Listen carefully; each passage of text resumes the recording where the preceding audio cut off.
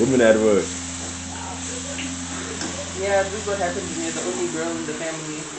My mom once said, cooking is an art and baking is a science. Well, for me, the kitchen is where my mad scientist experiments and my artistic masterpieces collide into perfect harmony, which is probably why I love it so much. It's given me the space to be as meticulous and organized as possible, while also leaving room for bursts of creativity, which is pretty much how my mind works anyways. The kitchen is possibly my favorite place in the whole world, apart from my bed, of course. Cooking has always been a part of my life because, well, eating has always been a part of my life. From making sugar sandwiches in my grandma's kitchen with my cousin at 2 a.m., to the chocolate cake my mom used to make on New Year's Eve, to packing my own school lunches from Form 2. So many of my memories are linked to either cooking or baking. In the past 6 months or so, with all the free time I've had, I've rediscovered my love for cooking and I've seriously considered becoming a chef on more than one occasion. But I don't see that happening. I don't know if it's the traditional woman deep down inside me or just being a big bag, but I love cooking. And not in the way that every girl says when she's trying to impress a boy on some, yeah, I love to cook. No, no, no, no, no. On a deeper level than that, cooking is genuinely one of my favorite things to do. Whenever I'm overwhelmed, sad, stressed, excited, or even just plain bored, I find myself gravitating towards the kitchen.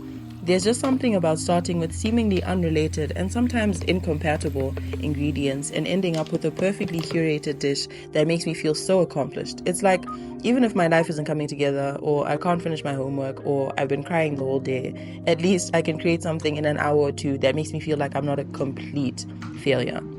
I think one of the reasons I enjoy it so much is because, unlike in life, you always know what's coming next. When I bake a cake, I know that after I've greased the baking dish, I'm going to pour the batter into the baking dish. The simple repetitive steps allow me to get lost in the process and not have to think too hard about anything else. The gentle sounds of simmering and sizzling, paired with the different scents and smells flooding the kitchen, transports me from a world filled with big decisions and never-ending stress to a place where the only thing that matters is what ends up on my plate.